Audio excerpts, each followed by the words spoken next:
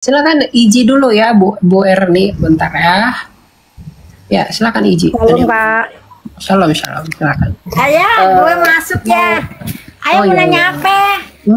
Aduh, ayah. Mau bertanya Kak. Saya kan di Kristen Protestan ya. Saya juga baru mengenal Tuhan. Saya juga dari agama seberang.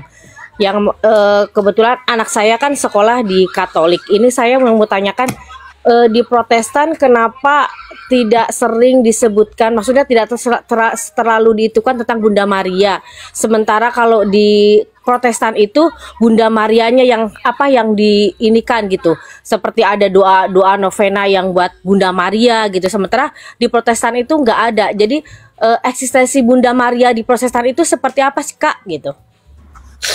Sebenarnya kalau dikatakan nggak ada itu salah ya. Cuma gini, iman teman-teman Katolik itu menempatkan Bunda Maria itu pada hyperdulia, bukan latria. Jadi Bunda Maria itu nggak pernah disembah Katolik. Jadi jangan salah. Nah kemudian di Protestan, kenapa Bunda Maria tidak ada? Siapa bilang di Bunda Maria di Protestan tidak ada? Saya Protestan, saya berdoa novena kok. Kadang begini, kan Protestan ini kan banyak yang tidak belajar dengan baik, kemudian mudah menghakimi gereja-gereja purba tanpa mengetahui ritus dan budaya gereja. Nah, Bunda Maria, berdoa kepada Bunda Maria itu kan devosi namanya, ya. Berdevosi itu kita meminta mereka untuk berdoa bersama kita, bukan berdoa kepada mereka. Nah, jadi kalau kita berpikir bahwa kenapa di Protestan itu nggak ada Bunda Maria? Oh salah. Kebanyakan Protestan sekarang hanya saja tidak mengerti Bunda Maria. Tapi kalau mengerti mereka tahu. Lutheran tradisional di Jerman sana, mereka masih pakai tanda salib. Kemudian juga mereka pakai doa devosi Lutheran tradisional di sana. Mereka pakai Septuaginta, Deuterokanonika. Gitu loh. Cuma karena memang di Indonesia ini Protestan yang datang itu adalah Protestan modern yang dibawa oleh ya Calvin lah apa segala macam, ya itu dihilangkan. Terlalu anti dengan Katolik ya begitu pada masa-masa dulu-dulu. Gitu. Tapi kalau esensinya, apakah di Protestan Bunda Maria tidak ada? Kita tetap menghormati mereka sebagai Theotokos yang suci, yang tetap perawan sampai dia mati dan dibawa ke surga, gitu. Ya. Oke, berarti nggak masalah ya kalau misalnya kita ngikutin doa novena atau nggak salah. Kan biasanya kalau di Katolik tuh ada pembacaan, misalnya kita dalam keadaan kesulitan, ada ritual, baca doa ini nih, baca doa ini gitu. Itu nggak masalah ya Kak ya? Nggak masalah. Oke Kak, terima kasih. Iya. Itu yang saya tanyakan. Oke, God bless ya. Mana ini? Oke, silakan Bu Erni. Halo? Bu Erni. Erni. Ada nggak ini? Silakan Bu. Nggak ada ya. Oke lah.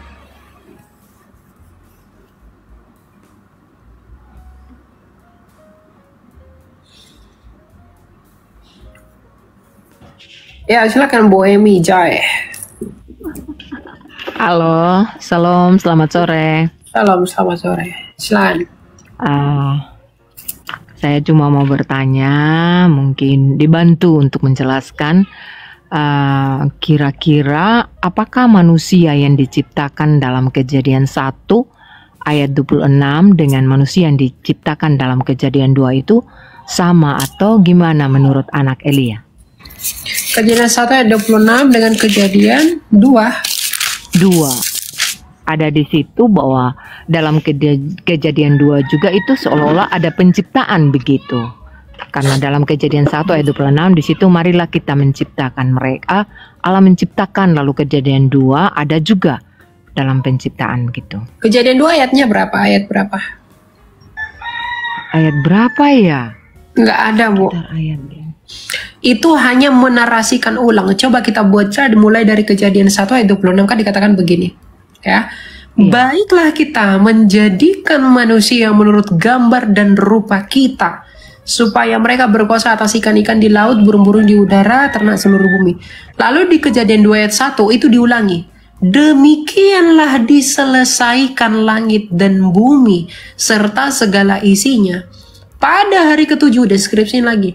Allah telah menyelesaikan pekerjaan-pekerjaan yang dibuatnya. Pada hari ketujuh itu ia berhenti dari segala pekerjaannya yang dibuatnya. Lalu Allah memberkati hari ketujuh itu dan menguduskannya, karena pada hari itulah ia berhenti dari segala pekerjaan penciptaan yang telah dibuatnya. Ya, jadi Kejadian 2 itu membuka tentang deskripsi apa yang diciptakan di Kejadian 1 ayat 26. Jadi dari Kejadian 1 ayat 26 itu yang umumnya dulu dari pihak ilahi, kemudian dari Kejadian 2 baru ke bawah nanti mulai dikatakan Tuhan mengambil manusia itu menempatkan di Taman Eden, bukan. Jadi apa yang diciptakan di Kejadian 1 ayat 26 itu dirinci di dalam Kejadian 2, bukan diciptakan yang lain, begitu. Gitu ya. Oke, satu lagi. Ya. Mohon penjelasannya bahwa ada dalam Yohanes 17 ayat 12 itu ada yang dibinasakan, dia yang dibinasakan. Dia itu siapa? Ataukah dalam pemikiran yang sederhana, adakah manusia yang dibinasakan? Yohanes berapa? 17 ayat 12. 17 ayat 12.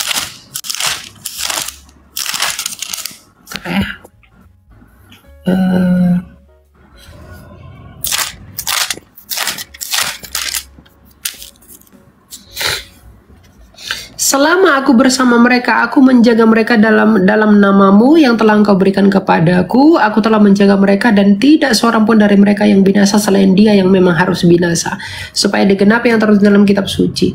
Nah, ini kan tentang doa Yesus untuk murid-muridnya ya. Itu berbicara kepada Yudas, Bu. Jadi yang binasa itu adalah Yudas. Karena konteksnya di sini adalah ketika Yesus berdoa. Ya.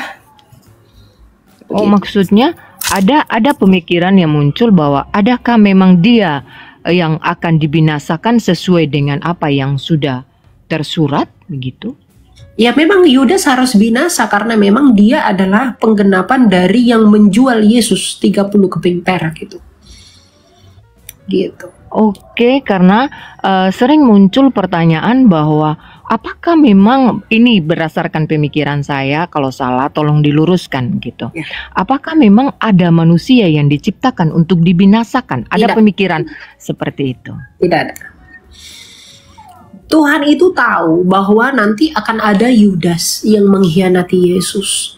Tapi Tuhan tidak memprogram Yudas untuk mengkhianati Yesus. Ya. Yudas itu mengkhianati dan menjual Yesus menurut kemauannya, bukan karena dipaksa oleh Tuhan. Dengan demikian ia binasa, bukan, tapi karena kemauannya sendiri. Dan Tuhan tahu itu, maka pengetahuannya itu tertentu dan tentu, sehingga itu disebut ditetapkan, bukan penetapan dalam pengertian diprogram secara aktif, bukan. Jadi Tuhan itu nggak menciptakan Yudas, udahlah aku ciptakanlah Yudas yang dengan sengaja nanti mengkhianati Yesus. Bukan. Ya, Tuhan tahu bahwa nanti akan lahir Yudas dan dia pasti akan mengkhianati Yesus menurut kemauannya. Karena Tuhan tahu itu, pengetahuan Tuhan nggak boleh gagal. Nah, karena pengetahuannya itu tidak boleh gagal, artinya apa yang akan dilakukan Yudas menurut kemauannya di masa Kristus itu harus tertentu. Dan ketika itu tertentu, itu ditetapkan. Jadi bukan dipaksa oleh Tuhan untuk mengkhianati Yesus. Begitu. Karena kalau dia dipaksa, maka pengadilan tidak ada. Untuk apa Tuhan mengadili apa yang dia program sendiri. Begitu ya. Oke, baik. Oke, sedikit saya tambahin dulu. Silakan, Baik, Bu. Dalam kasus Yudas, ketika dia mengkhianati Tuhan, dia sedang menjual Tuhan Yesus, lalu dia menyesal tetapi tidak bertobat. Dia menyesal, dilemparkan dia kepingan itu, lalu dia ngambil tangannya gantung diri. Nah, coba lihat dengan kisah Simon Petrus. 3 kali dia menyangkal. Petrus menyesal lalu bertobat, ampuni aku ya Tuhan. Sementara Yudas, dia sadar dia sudah menjual Tuhan Yesus, tapi langsung gantung diri. Nah, jadi yang Tuhan kehendaki adalah orang yang meninggalkan kejahatannya lalu ke jalan yang terang. Tuhan tidak ingin kematian seseorang. Yang diinginkan adalah manusia itu kembali ke jalan yang terang. Itu dikehendaki Tuhan. Ya? Oh iya. Biasa kan kalau dengan kemampuan saya berpikir sendiri, sering anak-anak bertanya gitu bahwa dalam segala yang tadi dijelaskan bahwa ketika Yudas itu ditetapkan itu berarti bukan ketetapan Allah tetapi Yudas, keinginan Yudas, begitu, berpikiran begitu kah? Betul. Gini Bu, penetapan Allah itu begini. Katakanlah besok ibu mencuri bebek. Ya. Pasti besok ibu mencuri, besok ibu akan mencuri bebek ya. Nah, Tuhan tahu nggak bahwa ibu besok mengapa mencuri bebek? Pasti Tuhan tahu. Tahu. Iya. Dan apakah pengetahuan Tuhan itu? Dan bisa nggak ibu besok enggak mencuri? Nggak bisa. Besok ibu harus tetap mencuri karena pengetahuan Tuhan nggak boleh gagal. Tapi ibu mencuri itu bukan karena Tuhan program atau suruh ibu untuk mencuri, tapi karena keinginan ibu sendiri. Jadi pengetahuan Tuhan yang mendahului itu dan pengetahuan Tuhan yang pasti itu dipandang sebagai penetapannya secara pasif, bukan aktif. Kalau aktif itu berarti dia paksa ibu untuk apa? Untuk memprogram ibu diprogram untuk mengkhianati atau mencuri bebek. Tapi Tuhan tidak pernah paksa ibu untuk mencuri bebek. Tapi karena Tuhan tahu bahwa kehendak ibu akan melakukan pencurian besok dan pengetahuannya nggak boleh gagal, maka itu dinarasikan sebagai penetapan. Demikian juga dengan Yudas yang mengkhianati. Kenapa disebut ditetapkan? Karena pengetahuan Allah sudah mendahului segala sesuatu, maka dijadikan sebagai nubuat. Dan karena nubuat itu adalah wakil pengetahuan Allah sejak semula, maka nubuat itu harus terjadi. Gitu. Jadi